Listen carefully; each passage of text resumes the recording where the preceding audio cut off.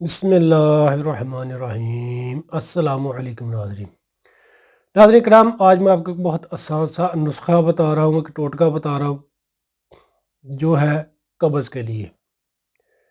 हकीम शाहिद इकबाल आपकी खिदमत में हाज़िर है कि बहुत ही आसान से नुस्खे के साथ नईम दवा खाना की जानब से।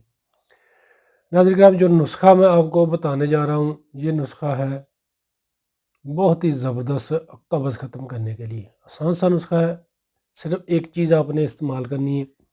इंशाल्लाह इसके इस्तेमाल से कब्ज़ भी ख़त्म होगी, खाया पिया भी हज़म होगा, खून की कमी के जो मसाइल है वो भी ठीक होंगे, हड्डियों की कमज़ोरी है, जिस्मानी कमज़ोरी है वो भी ठीक होगी।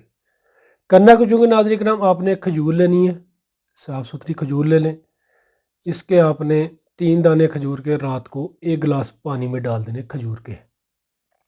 दूसरे दिन सुबह खाली मैदा आपने पानी से खजूर को निकाल कर खा लेना है अच्छे तरीके से चबाकर, और जो पानी होगा वो आपने नीम गर्म करके पी लेना है। इसके बाद आपने मज़ीद 1 गिलास और ताज़ा या नीम गर्म पानी पी लेना है, यानी कि 2 गिलास आपने ताज़ा या नीम गर्म पानी पी लेना है। 1 घंटा बाद नाश्ता करना है। सुबह शाम जितनी आप वाह कर सकते हैं वाह करें आसानी के साथ। खाने से घंटा पहले पानी पीना है या घंटा बाद में पीना है। खट्टी तली चीज़ें हो गई या पराठा हो गया, इन चीज़ों से परहेज़ करें जो मैदा के शिकार मरीज़ है।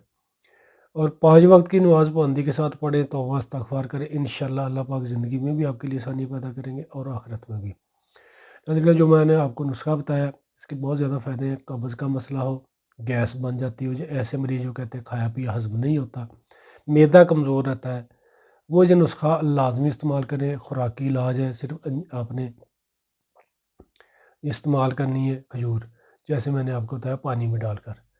और जो मरीज़ कहते हैं कि उन्हें हड्डियों की कमज़ोरी है, जिस्मानी कमज़ोरी है, खून की कमी है, दिमागी कमज़ोरी है, क़ुव्वत मुदाफ़अत के मसाइल है, उनके लिए भी नहायत ही मुफीद है। यानी कि खजूर के बहुत ज़्यादा फ़ायदे हैं, इसको लाजमी इस्तेमाल करें। ये पेट के कीड़ों को भी ख़त्म करती है और हाजमा को ठीक करती है।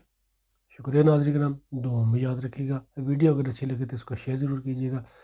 फ़ी अमान अल्लाह। अस्सलामु अलैकुम।